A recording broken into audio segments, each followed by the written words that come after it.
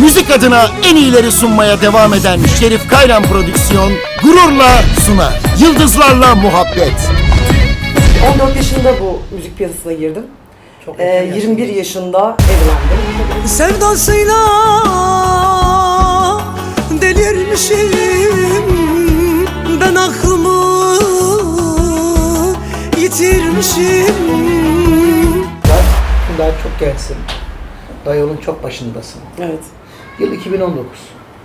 Derya Can olarak ben işte seni sevdiğimle yapayım diye bir eser tutturdum. İnsanlar çok sevdi. İşte şansıma, o şansımanın klip yönetmeni de şu anda çekiyor Azize. Hangi dala el attımsa kırıldı, bülbül sustu, güller soldu şansıma. Ellerin koynunda yar var iken ayrılıklar düştü benim şansıma.